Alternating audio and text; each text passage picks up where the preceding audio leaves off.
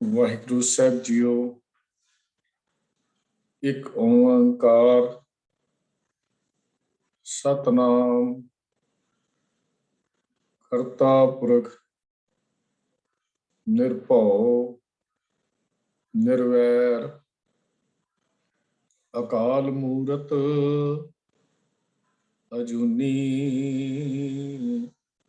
ਸੈਭੰ ਗੁਰ ਪ੍ਰਸਾਦ।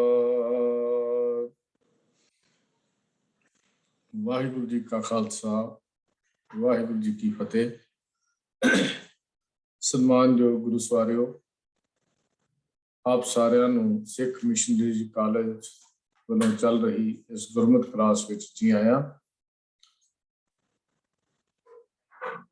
ਪੰਥ ਪ੍ਰਵਾਨਿਤ ਸਿੱਖ ਰਹਿਤ ਮਰਿਆਦਾ ਦੀ ਲੜੀਵਾਰ ਵਿਚਾਰ ਅਸੀਂ ਸ਼ੁਰੂ ਕੀਤੀ ਹੋਈ ਹੈ।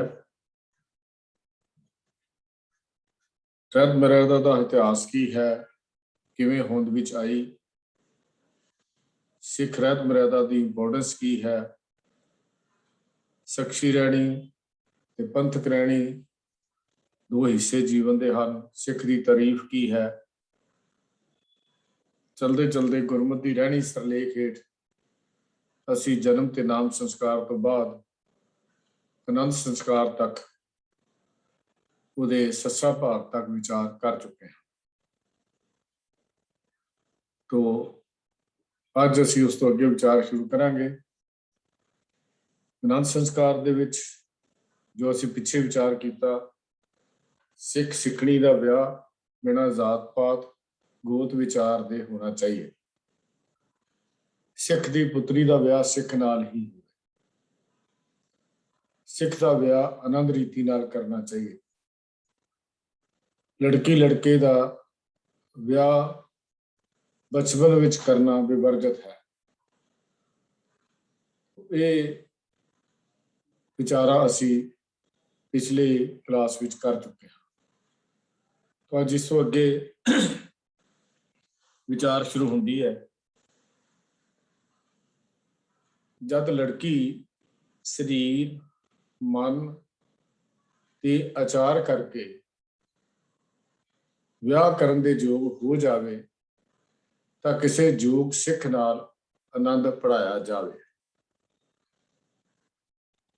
ਇਹ ਸਿੱਖ ਰਹਿਤ ਮਰਿਆਦਾ ਦੇ ਪੰਨਾ ਨੰਬਰ 22 ਦੇ ਉੱਤੇ ਜੋ ਸਿੱਖ ਰਹਿਤ ਮਰਿਆਦਾ ਦਾ 2015 ਦਾ ਐਡੀਸ਼ਨ ਧਰਮ ਪ੍ਰਚਾਰ ਕਮੇਟੀ ਵੱਲੋਂ ਛਪਿਆ ਹੋਇਆ ਹੈ, ਉਹਦੇ ਵਿੱਚ ਇਹ ਜ਼ਿਕਰ ਹੈ। ਇਹਦੀ ਵਿਚਾਰ ਵੀ ਅਸੀਂ ਕਰ ਚੁੱਕੇ ਹਾਂ। ਜਿਹੜੀ ਪਿਛਲੀ ਵਾਰੀ ਇੱਥੋਂ ਤੱਕ ਅਸੀਂ ਵਿਚਾਰ ਇਹਦੀ ਵੀ ਕਰ ਚੁੱਕੇ ਹਾਂ। ਇਸ ਤੋਂ ਅਗਲੇ ਵਿਚਾਰ ਜੋ ਹੈ ਉਹ ਅੱਜ ਅਸੀਂ ਆਰੰਭ ਕਰਦੇ ਹਾਂ।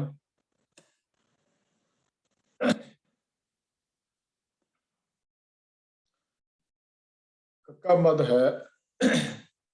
ਆਨੰਦ ਤੋਂ ਪਹਿਲਾਂ ਕੁੜਮਾਈ ਦੀ ਰਸਮ ਜ਼ਰੂਰੀ ਨਹੀਂ,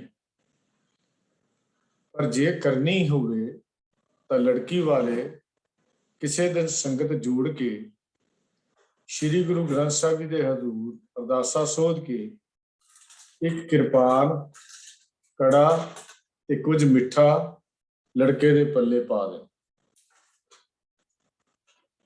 ਇਹ ਕੱਕਾ ਮੱਧ ਹੈ ਜੋ ਸਿੱਖ ਰਹਿਤ ਮਰਿਆਦਾ ਦੀ ਹੈ। ਹੁਣ ਇੱਥੋਂ ਸਭ ਤੋਂ ਵੱਡੀ ਗੱਲ ਇਹ ਹੈ,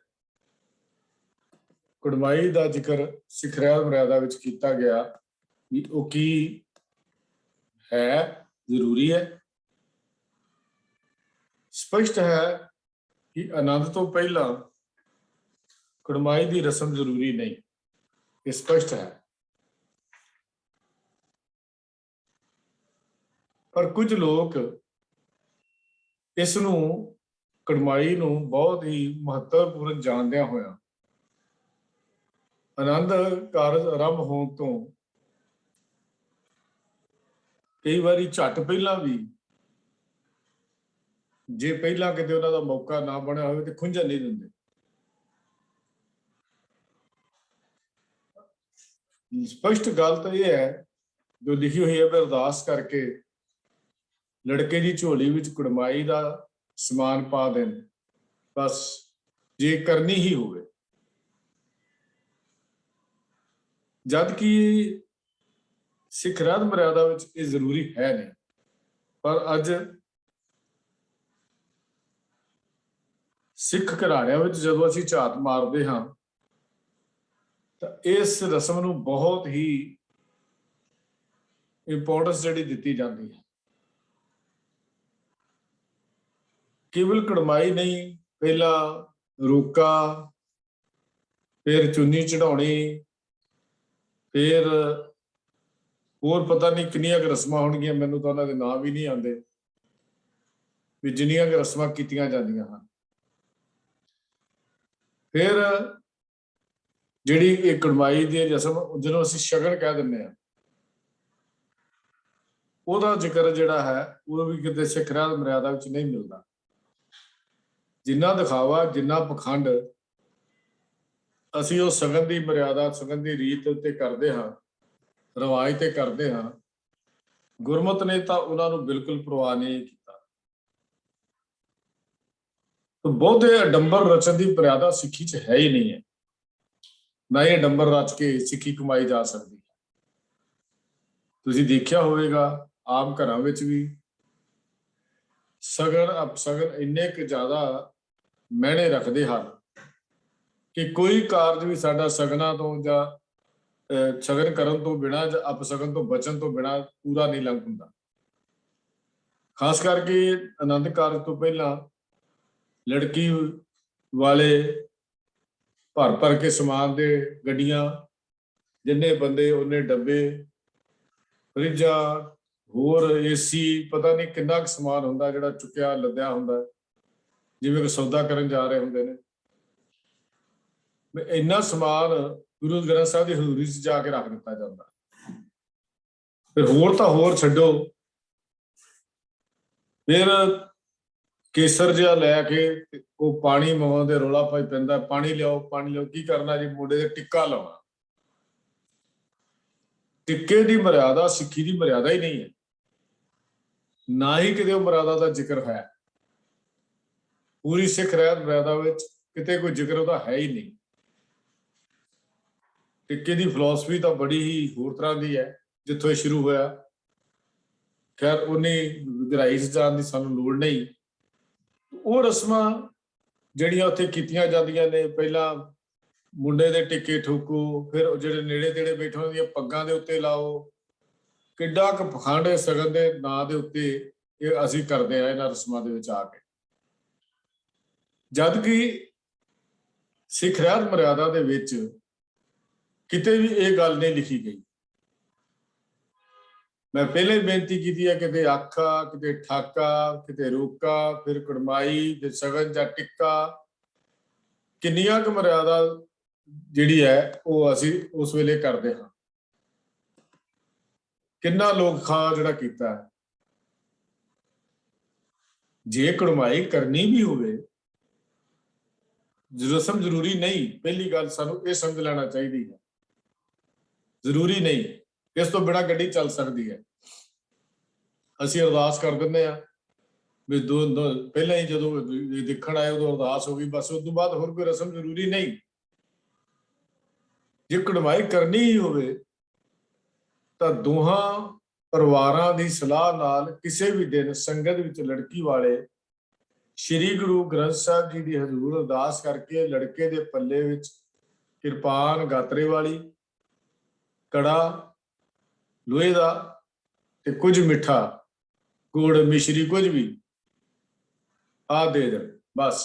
ਇਸ ਤੋਂ ਇਲਾਵਾ ਕੁਝ ਹੋਰ ਵੀ ਕਰਨਾ ਆਪਣੀ ਮੱਤ ਹੀ ਕਿਹਾ ਜਾ ਸਕਦਾ ਹੈ, ਉਹ ਗੁਰਮਤ ਨਹੀਂ ਕਿਹਾ ਜਾ ਸਕਦਾ, ਜਿੰਨੀ ਕਿ ਸਾਨੂੰ ਸਿੱਖ ਰਹਿਤ ਮਰਿਆਦਾ ਨੇ ਇਜਾਜ਼ਤ ਦਿੱਤੀ ਹੈ। ਕੜਾ ਕੇਵਲ ਸਰਬਲੋਹ ਦਾ ਹੀ ਪ੍ਰਵਾਨ ਹੈ। ਉੱਥੇ ਦੇਖਿਆ ਕਰੋ, ਸਾਹਮਣੇ ਬਿਠਾ ਕੇ ਗੁਰੂ ਗ੍ਰੰਥ ਸਾਹਿਬ ਹਜ਼ੂਰੀ 'ਚ ਉਹ ਬੱਚਾ ਜਿਹੜਾ ਹੁੰਦਾ ਉਹਨੂੰ ਕੜਾ ਠੋਕਿਆ ਜਾਂਦਾ ਉਹਦੀ ਬਾਂਹ 'ਚ। ਪੂਰਾ ਨਹੀਂ ਆਉਂਦਾ ਤਾਂ ਫਿਰ ਧੱਕੇ ਨਾਲ ਵਾੜਿਆ ਜਾਂਦਾ, ਉੱਥੇ ਘਸੋੜਿਆ ਜਾਂਦਾ। ਇਹੋ ਜਿਹੀਆਂ ਹਰਕਤਾਂ ਵੀ ਅਸੀਂ ਕਰਦੇ ਹਾਂ। ਹੋਰ ਤਾਂ ਹੋਰ ਲੜਕੇ ਦੇ ਮਾਤਾ ਪਿਤਾ, ਉਹਦੇ ਸੰਬੰਧੀਆਂ ਦੇ ਵੀ ਗਹਿਣੇ, ਕਈ ਕੁਛ ਅਡੰਬਰ ਸਾਡੇ ਦੇਖਣ ਨੂੰ ਜਿਹੜੇ ਮਿਲਦੇ ਹਨ। ਕੜਮਾਈ ਦੇ ਨਾਂ ਤੇ ਸਾਰਾ ਕੁਝ ਕੀਤਾ ਜਾਂਦਾ ਹੈ। तो इत्थे जिहड़ी कड़माई जिहड़ी है गुरमत ने जिहड़ी प्रवान कीती है वो सत संतोख कर भाओ कुड़म कड़माई आया बलराम जी। गुरमत की कड़माई ये है संत जना कर मेल गुरबाणी गवाईया बलराम जी। ये है असल में कड़माई साडी कि सत आ जाए, संतोख आ जाए, भाव बन जाए। असल तो कड़माई ये है दोनों परिवारों के रिश्ते भी तां ही निभरते ने जे ये गुण होणगे तां। ये सत नहीं है, बल्ले सच नहीं है, झूठ बोलांगे, झूठ से गुफड़ तोलिया जाएगा। संतोख नहीं है तो लालची दाज मंगिया जाएगा, दहेज मंगिया जाएगा, कितना कुछ होर मंगिया जाएगा। जे गुरु का डर ही नहीं है, भावनी नहीं है, भाव नहीं है तो मर्यादा लंघना होएगी। गुरमत ने यह सत संतोख कर भाव की जिहड़ी फिलॉसफी दी है सब तो उत्तम फिलॉसफी है जिहड़ी गुरमत ने दी है। पर क्योंकि असी देखा देखी सब करें मानो बूझ ना पाए दी रिवायत बनी हुई है, फलाणे ने कीता असीं उदों वध करना, फलाणे ने कीता असीं उदों वध करना, साडी नक नहीं रहिंदी, साडी इज्जत नहीं रहिंदी, एक सारा कुछ वापरदा है। पर गुरमत ने यह गल नूं परवान नहीं कीता। तो बड़ी स्पष्ट गल लिखी हुई है कि आनंद तो पहला कड़माई की रस्म जरूरी नहीं, पर जे करनी होवे तो लड़की वाले किसी दिन संगत जोड़ के गुरु ग्रंथ साहब जी के हजूर अरदासा सोध के एक किरपान कड़ा ते कुछ मिठा लड़के दे पल्ले पा दे।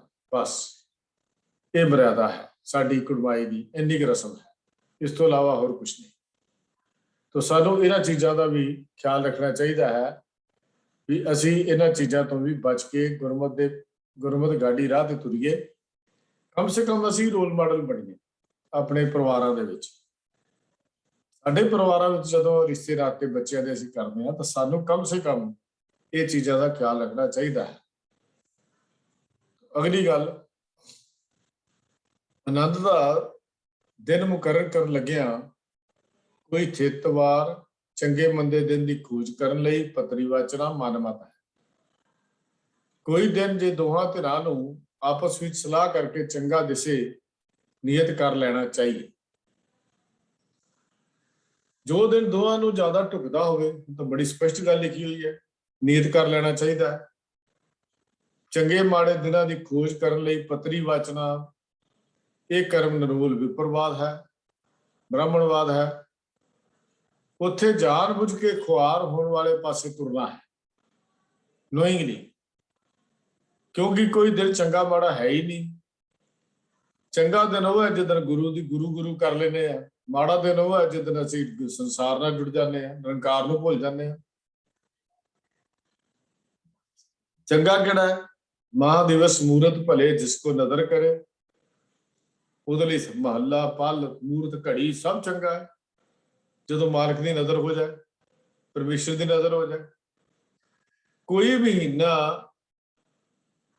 भावे चेत तो लैके असीं शुरू होंगे आ, चेत विसाख जेठ हाड़, इन्हां विच जां कोई दिन मंगलवार वीरवार जां शनिचरवार जां थित पंचमी आदि जां होर थित्तां दी गल माड़े जां चंगे नहीं हैं। गुरमत ने किते भी इन्हां दिनां नूं माड़े चंगे नहीं किया, कोई चंगे नहीं किया, माड़ा नहीं किया। जदों असीं इन्हां दिनां दी जदों विचार करते लोगों नूं वेखदे आ तो बड़ा मन ते कई बारी हुंदा भी है कि सिख होके भी हले तक भी असीं भरमां वहमां तो बाहर ना निकल सके। गुरबाणी नूं गुरु कह के असीं मत्था टेकदे आ ते गुरबाणी सिद्धांत नूं असीं बिल्कुल कूरे जां बिल्कुल सखणे, गुरबाणी सिद्धांत नूं असीं मनण लई तैयार नहीं। असीं सिख खाउण वाले भी ब्राह्मणां कोल जा के अपने बच्चों के आनंद कारज लई पतरी वाचते हैं, पतरियां फूलते हैं, उन्होंने दस्से अनुसार फिर बच्चों के आनंद कारज करते हैं, दिन नियत करते हैं। जद कि गुरबाणी ने जो हदायत सानू की है, साहा गणे न करे विचार साहे ऊपर एक अंकार, जिस गुर मिले सोई विद जाने गुरमत ਹੋਏ ਤਾਂ ਹੁਕਮ ਪਛਾਣੇ। ਗੁਰਬਾਣੀ ਇਹ ਹਦਾਇਤ ਕਰਦੀ ਹੈ, ਕਿਹੜੀ? ਸਾ ਵੇਲਾ ਸੋ ਮੂਰਤ ਸਾ ਘੜੀ ਸੋ ਮੋਹਤ ਸਫਲ ਹੈ ਮੇਰੀ ਜਿੰਦੜੀਏ, ਜਿਤ ਹਰ ਮੇਰਾ ਚਿਤ ਆਵੇ ਰਾਮ। ਉਹ ਸਫਲ, ਉਹ ਘੜੀ, ਉਹ ਪਲ ਚੰਗਾ ਹੈ ਜਿੱਦਣ ਮੇਰਾ ਹਰੀ ਮੈਨੂੰ ਯਾਦ ਆਉਂਦਾ ਹੈ। ਭਾਈ ਗੁਰਦਾਸ ਜੀ ਵੀ ਆਪਣੇ ਕਵਿਤਾ 'ਚ ਗੱਲ ਲਿਖਦੇ ਨੇ, ਪੁੱਛਤ ਨਾ ਜੋਤਕ ਉਥਿਤ ਵਾਰ ਕੱਛ, ਨਾ ਜੋਤਸ਼ੀਆਂ ਨੂੰ ਪੁੱਛ ਨਾ ਕੋਈ ਥਿਤ ਵਾਰ ਦੀ ਗੱਲ ਕਰ। ਗ੍ਰਹਿ ਔਰ ਨਖੱਤਰ ਕੀ ਨਾ ਸ਼ੰਕਾ ਔਰ ਧਾਰੀ ਹੈ। ਗ੍ਰਹਿਵਾਂ ਦੀ, ਨਖੱਤਰਿਆਂ ਦੀ, ਤਿੱਤਾਂ ਦੀ, ਵਾਰਾਂ ਦੀ ਕਹਿੰਦੇ ਨਾ ਸ਼ੰਕਾ ਨਹੀਂ ਰੱਖਦਾ, ਨਾ ਹੀ ਸ਼ੰਕਾ ਧਾਰਦਾ ਹੈ, ਤੇ ਨਾ ਹੀ ਸ਼ੰਕਾ ਮਨ ਚ ਕਰਦਾ ਹੈ। ਇੱਥੇ ਜੇ ਰਹਿਤਨਾਮਾ ਅਸੀਂ ਭਾਈ ਚੰਪਾ ਸਿੰਘ ਜੀ ਦਾ ਦੇਖਦੇ ਹਾਂ, ਉਹਦੇ ਵਿੱਚ ਇੱਕ ਜ਼ਿਕਰ ਆਉਂਦਾ ਹੈ, ਜੰਜੂ ਟਿੱਕਾ ਧੋਤੀ ਕਿਰਿਆ ਕਰਮ ਕੋਈ ਨਾ ਕਰੇ, ਸ਼ਬਦ ਪੜੇ ਕਾਰਜ ਵਿਆਹ ਨੂੰ ਬ੍ਰਾਹਮਣ ਨਾ ਸੱਦੇ ਆਨੰਦ ਪੜ ਲਵੇ। ਇਹ ਭਾਈ ਚੰਪਾ ਸਿੰਘ ਦਾ ਜਿਹੜਾ ਰਹਿਤਨਾਮਾ ਦੇ ਉੱਪਰ ਪੇਜ ਨੰਬਰ 80 ਦੇ ਉੱਤੇ ਇਹ ਗੱਲ ਲਿਖੀ ਹੋਈ ਹੈ। ਤੋ ਇਸ ਲਈ ਗੁਰਮਤਿ ਅਨੁਸਾਰ ਸ਼ੁਭ ਤੇ ਸ਼ੁਭ ਸਮੇਂ ਅਤੇ ਦਿਨ ਦੀ ਵਿਚਾਰ ਕੇਵਲ ਵਹਿਮ ਭਰਮ ਹੈ, ਹੋਰ ਕੁਝ ਨਹੀਂ।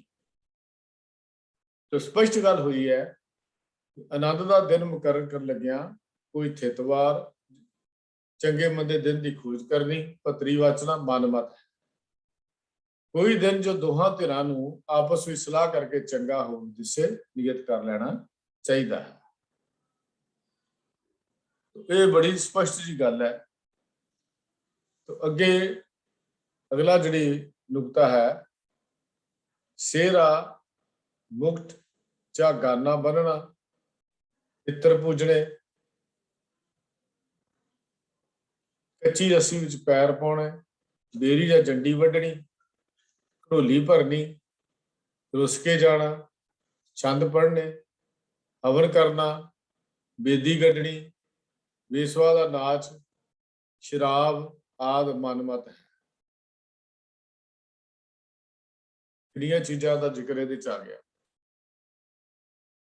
ਇਸ ਮੱਧ ਵਿੱਚ ਉਹਨਾਂ ਨੁਕਤਿਆਂ ਦਾ ਜ਼ਿਕਰ ਮਾਤਰ ਹੈ ਜੋ ਨਾ ਤਾਂ ਕੇਵਲ ਗੁਰਮਤ ਵਿੱਚ ਵਿਵਰਜਿਤ ਹਨ, ਬਲਕਿ ਨਿਰੋਲ ਮਨਮਤ ਹਨ।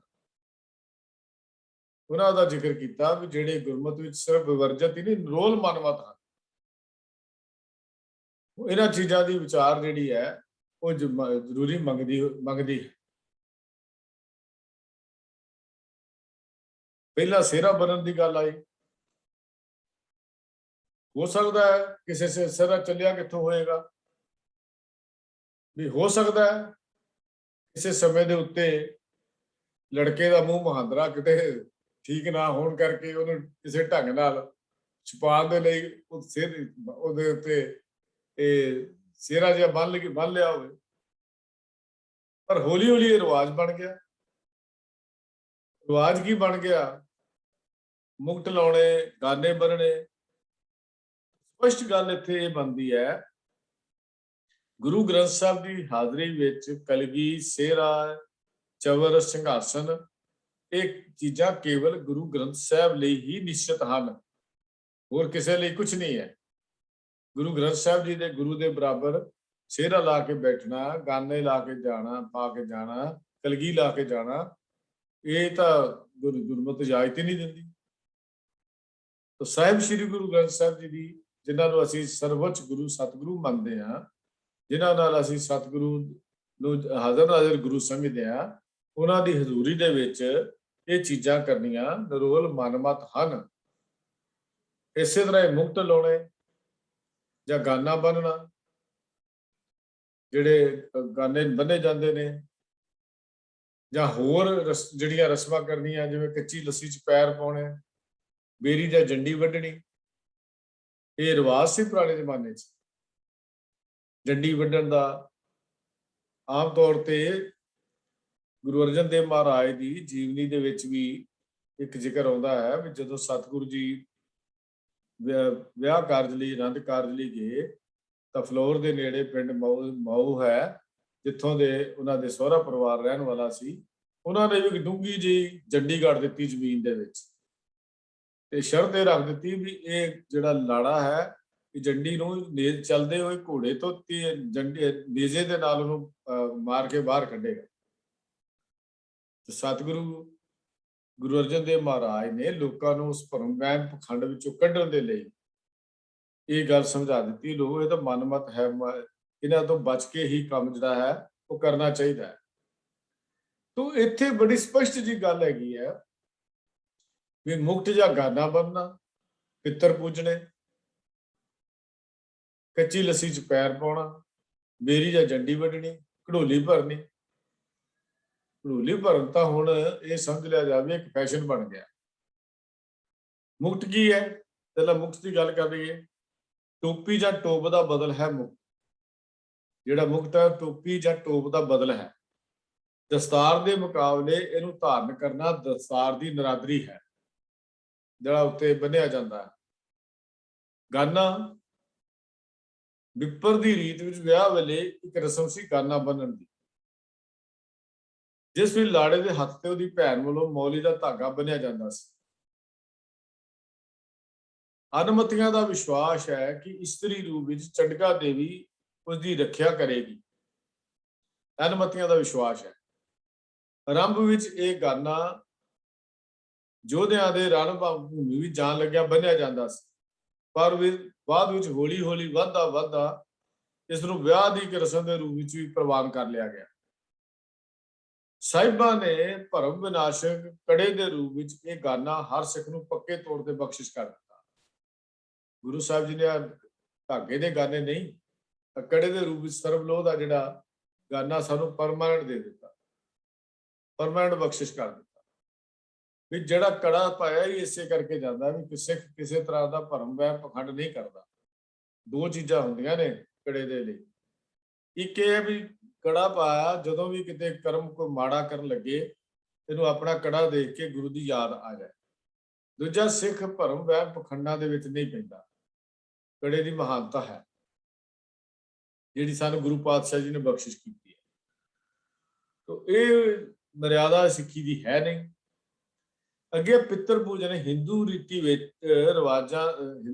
ਰਿਵਾਜਾਂ ਦੇ ਵਿੱਚ ਵਿਆਹ ਵੇਲੇ ਪਿੱਤਰਾਂ ਦੀ ਪੂਜਾ ਦਾ ਇੱਕ ਵਿਸ਼ੇਸ਼ ਸਥਾਨ ਹੈ, ਉਹਨਾਂ ਦੀ, ਤਾਂ ਕਿ ਉਹਨਾਂ ਦੀ ਅਸੀਸ ਲਈ ਜਾ ਸਕੇ। ਵਿਸ਼ੇਸ਼ ਸਥਾਨ ਹੈ ਉਹਨਾਂ ਦਾ। ਗੁਰਬਾਣੀ ਨੇ ਮਾਤਾ ਪਿਤਾ ਅਤੇ ਬਜ਼ੁਰਗਾਂ ਦੀ ਉਹਨਾਂ ਦੇ ਜੀਵਨ ਕਾਲ ਵਿੱਚ ਸੇਵਾ ਬਾਰੇ ਬਾਰ-ਬਾਰ ਤਕੀਦ ਕੀਤੀ ਹੈ। ਪ੍ਰਾਣੀ ਦੇ ਚਲੇ ਜਾਣ ਤੋਂ ਬਾਅਦ ਪਿਤਰਾਂ ਦੀ ਪੂਜਾ ਦਾ ਕੋਈ ਲਾਭ ਨਹੀਂ, ਨਿਰਾਰਥਕ ਕਰਮ ਹੈ, ਫੋਕਾ ਕਰਮ ਹੈ। ਭਗਤ ਕਬੀਰ ਜੀ ਨੇ ਇਹ ਗੱਲ ਸਮਝਾਈ ਹੈ, ਜੀਵਤ ਪਿਤਰ ਨਾ ਮਾਨੇ ਕਹੂ, ਮੂਏ ਸਰਾਜ ਕਰਾਈ, ਪਿੱਤਰ ਵੀ ਵਪਰੇ ਕਹੋ ਕਿਉਂ ਪਾਵੇਂ, ਕਊਆ ਕੁਕਰ ਖਾਈ। ਵੀ ਦੱਸੋ ਪਿਤਰਾਂ ਨੂੰ ਕੀ ਮਿਲੇਗਾ? ਖਾ ਕੇ ਕਾਂ ਤੇ ਕੁੱਤੇ। ਪਿਤਰਾਂ ਨੇ ਕੀ ਲੈ ਲਿਆ? ਤਾਂ ਗੁਰਮਤ ਵਿੱਚ ਪਿੱਤਰ ਪੂਜਣ ਦੀ ਹੋਰ ਮਨਾਹੀ ਜਿਹੜੀ ਹੈ ਉਹ ਕੀਤੀ ਗਈ ਹੈ। ਇਹ ਗੱਲ ਵੀ ਸਾਨੂੰ ਸਮਝ ਲੈਣੀ ਚਾਹੀਦੀ ਹੈ ਕਿ ਪਿੱਤਰ ਪੂਜਣੇ ਗੁਰਮਤ ਦਾ ਵਿਧਾਨ ਨਹੀਂ ਹੈ। ਫਿਰ ਅੱਗੇ ਕੱਚੀ ਲੱਸੀ ਲਫ਼ਜ਼ ਆਇਆ ਸੀ। ਇੱਕ ਹੋਰ ਕਰਮਕਾਂਡ ਵਿਆਹ ਵੇਲੇ ਕੀਤਾ ਜਾਂਦਾ ਹੈ, ਲਾੜੇ ਦੇ ਪੈਰ ਦੇ ਕੱਚੀ ਲੱਸੀ ਚ ਪਾਉਣਾ। ਦਰਅਸਲ ਜੇ ਇਹ ਸਮਝਿਆ ਜਾਵੇ, ਦੁੱਧ ਤੇ ਪਾਣੀ ਇਹ ਵਾਹਿਗੁਰੂ ਦੀ ਪਵਿੱਤਰ ਦਾਤ ਹੈ।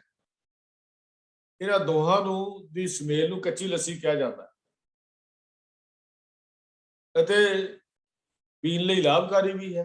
ਕੱਚੀ ਲੱਸੀ ਆਮ ਪੀਤੀ ਜਾਂਦੀ ਸੀ, ਖਾਸ ਕਰਕੇ ਪਿੰਡਾਂ ਵਿੱਚ ਤਾਂ ਰਿਵਾਜ ਹੀ ਸੀ। ਸ਼ਾਮ ਨੂੰ ਗਰਮੀਆਂ ਚ ਰੋਜ਼ ਕੱਚੀ ਲੱਸੀ ਪੀਤੀ ਜਾਂਦੀ ਸੀ। ਪਰ ਇਹਦੇ ਵਿੱਚ ਪੈਰ ਪਾਉਣੇ ਨਿਰਾ ਵਹਿਮ ਅਤੇ ਗੁਰਮਤ ਦੇ ਉਲਟ ਕਰਮ ਹੈ। ਪੀਣ ਵਾਲੇ ਪਦਾਰਥਾਂ ਦੀ ਨਰਾਦਰੀ ਕਰਨੀ ਨਿਰੋਲ ਵਹਿਮ ਤੇ ਨਿਰਾਰਥਕ ਕਰਮ ਹੈ, ਝੂਠਾ ਕਰਮ ਹੈ। ਹਿੰਦੂ ਮਤ ਦੀ ਇੱਕ ਹੋਰ ਰਸਮ ਜਿਹੜੀ ਹੈ, ਭਰਮ ਰੂਪੀ ਰਸਮ ਹੈ ਕਿ ਜੱਜ ਚੜ੍ਹਨ ਵੇਲੇ ਲਾੜਾ ਆਪਣੇ ਹੱਥ ਵਿੱਚ ਫੜੀ ਤਲਵਾਰ ਨਾਲ ਜਾਂ ਨੇਜ਼ੇ ਨਾਲ ਬੇਰੀ ਜਾਂ ਜੰਡੀ ਵੜਦਾ ਹੈ। ਇਸ ਵਿੱਚ ਮਾਨਤਾ ਇਹ ਹੈ ਕਿ ਭੈੜੀਆਂ ਰੂਹਾਂ ਨੇੜੇ ਨਹੀਂ ਆਉਂਦੀਆਂ। ਇਹਦਾ ਇਹ ਮਾਨਤਾ ਹੈ। ਗੁਰਮਤ ਵਿੱਚ ਇਸ ਰਸਮ ਨੂੰ ਵੀ ਪ੍ਰਵਾਨ ਨਹੀਂ ਕੀਤਾ ਗਿਆ। ਘੜੋਲੀ ਭਰਨੀ, ਘੜੋਲੀ ਭਰਨੀ ਵਿਆਹ ਤੋਂ ਅਸਲ 'ਚ ਅਗਲੇ ਦਿਨ ਦੀ ਰਸਮ ਹੈ। ਜਿਸ ਦਿਨ ਨਵ ਵਿਆਹੇ ਜੋੜੇ ਨੂੰ ਖੂਹ ਤੋਂ ਇੱਕ ਘੜੋਲੀ ਜਾਂ ਛੋਟਾ ਘੜਾ ਭਰਨਾ ਹੁੰਦਾ, ਉਸ ਨੂੰ ਫਿਰ ਤਲੀ ਤੇ ਚੁੱਕ ਕੇ ਲਿਆਉਣਾ ਹੁੰਦਾ। ਰਸਮ ਮੁਤਾਬਕ ਜੇਕਰ ਇਹ ਘੜੋਲੀ ਟੁੱਟ ਜਾਏ ਤਾਂ ਇਹਨੂੰ ਅਪਸ਼ਗਨ ਮੰਨਿਆ ਜਾਂਦਾ ਹੈ।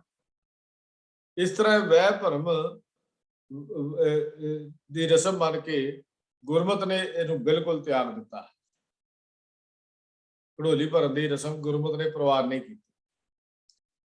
ਤਾਂ ਬੜੀ ਸਪਸ਼ਟ ਗੱਲ ਇਹ ਹੈ ਵੀ ਪਿਤਰਾਂ ਮਰ ਚੁੱਕੇ ਪਿਤਰਾਂ ਦਾ, ਵੇਦੀ ਗੱਡਣ ਦਾ, ਹਰ ਚੀਜ਼ ਦਾ ਗੁਰਮਤ ਨੇ ਇਹਨਾਂ ਨੂੰ ਪ੍ਰਵਾਨ ਹੀ ਨਹੀਂ ਕੀਤਾ। ਤੋ ਸੇਰਾ ਮੁਕਤਿਆ ਗਾਨਾ ਬੰਨਣਾ, ਪਿੱਤਰ ਪੁੱਜਣੇ, ਕੱਸੀ ਲੱਸੀ ਚ ਪੈਰ ਪਾਉਣੇ, ਬੇਰੀ ਜਾਂ ਜੱਡੀ ਵੱਢਣੀ, ਘੜੋਲੀ ਭਰਨੀ, ਅੱਗੇ ਰੁੱਸ ਕੇ ਜਾਣਾ। ਵਿਆਹ ਦੇ ਜੇ ਅਖਰੀ ਅਰਥ ਗਿਣੀਏ ਉਹ ਹੈ ਖੁਸ਼ੀ ਜਾਂ ਸ਼ਾਦੀ। ਇਹ ਕਾਰਜ ਅਸਲ ਵਿੱਚ ਗੁਰਮਤ ਨੇ ਇਹਨੂੰ ਆਨੰਦ ਦਾ ਕਾਰਜ ਮੰਨਿਆ। ਗੁਰਮਤ ਨੇ ਇਹਨੂੰ ਕੇਵਲ ਖੁਸ਼ੀ ਤੱਕ ਸੀਮਿਤ ਨਹੀਂ ਰੱਖਿਆ, ਇਹਦਾ ਨਾਂ ਇਸੇ ਕਰਕੇ ਆਨੰਦ ਕਾਰਜ ਰੱਖਿਆ। ਇਸ ਕਾਰਜ ਨੂੰ ਆਨੰਦ ਦਾ ਕਾਰਜ ਮੰਨਿਆ ਹੈ। ਲਾੜੇ ਨੂੰ ਬੰਨ ਕੇ ਤਾਂ ਲਿਆ ਨਹੀਂ ਜਾ ਸਕਦਾ। ਇਸ ਸਮੇਂ ਫਿਰ ਰੁੱਸਣ ਅਤੇ ਫਿਰ ਮਾਂ ਪਿਓ ਵੱਲੋਂ ਮਨਾਉਣ ਦੀ ਇਹ ਕਿਰਿਆ ਜਿਹੜੀ ਹੈ ਗੁਰਮਤ ਨੇ ਪ੍ਰਵਾਨ ਨਹੀਂ ਕੀਤੀ। ਅਸੀਂ ਪਿੰਡਾਂ 'ਚ ਰਹਿੰਦੇ ਸੀ, ਛੋਟੇ ਛੋਟੇ ਹੁੰਦੇ ਸਾਂ, ਉਦੋਂ ਜਿਹਦਾ ਵੀ ਵਿਆਹ ਹੁੰਦਾ ਸੀ ਲਾੜਾ ਰੁੱਸ ਕੇ ਚਲੇ ਜਾਂਦਾ ਸੀ, ਗੁਰਦੁਆਰੇ ਜਾ ਕੇ ਬੈਠ ਜਾਂਦਾ ਸੀ ਤੇ ਗੁਰਦੁਆਰੇ ਵਿੱਚ ਹੀ ਰਾਤ ਨੂੰ ਸੌਣਾ। ਤੇ ਵਹਿਮ ਸੀ ਵੀ ਆਪਣੇ ਘਰ ਨਹੀਂ ਸੌਣਾ ਉਸ ਦਿਨ, ਵਿਆਹ ਤੋਂ ਇੱਕ ਦਿਨ ਪਹਿਲਾਂ। ਫਿਰ ਅਗਲੇ ਦਿਨ ਸਵੇਰੇ ਉਹਦੇ ਘਰ ਦੇ ਜਾ ਕੇ ਉਹਨੂੰ ਮਨਾ ਕੇ ਲਿਆਉਂਦੇ ਵੀ ਆ ਜਾ ਕਾਕਾ ਚੱਲੀਏ, ਹੁਣ ਜੰਨ ਚੜ੍ਹਨੀ ਹੈ। ਇਹ ਰੁੱਸ ਕੇ ਜਾਣ ਦਾ ਮਰਿਆਦਾ ਸਿੱਖੀ ਵਿੱਚ ਨਹੀਂ ਹੈ, ਨਾ ਹੀ ਸਿੱਖੀ ਨੇ ਇਹਨੂੰ ਕਿਤੇ ਪ੍ਰਵਾਨ ਕੀਤਾ ਹੈ। ਅੱਗੇ ਹੈ ਛੰਦ ਪੜ੍ਹਨੇ।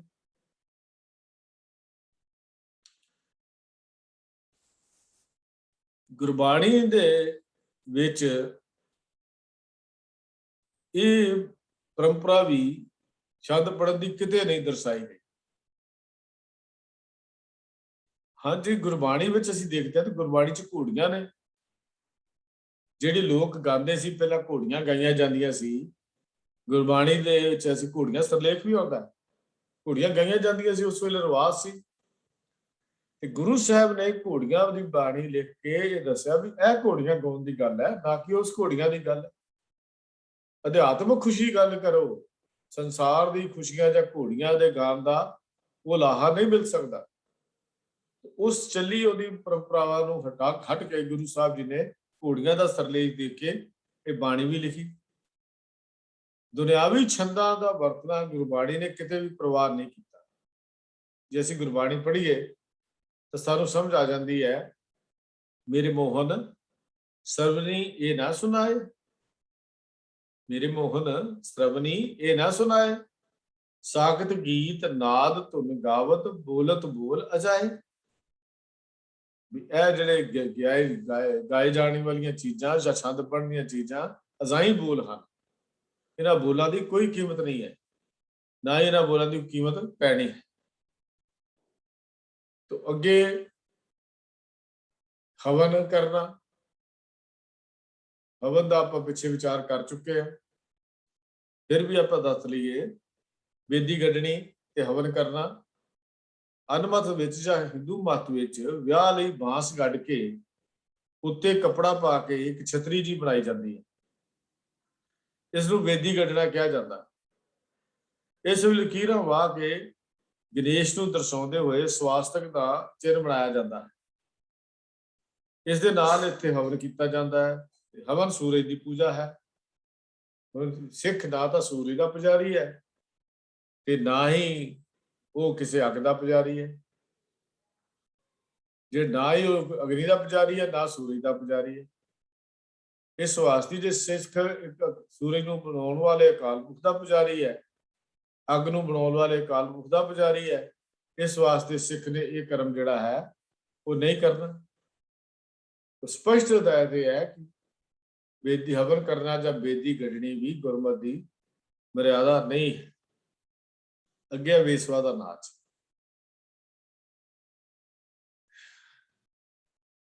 या शराब की वरतों, नशा की वरतों, ये गुरमत विच सख्ती नाल मना की गई है।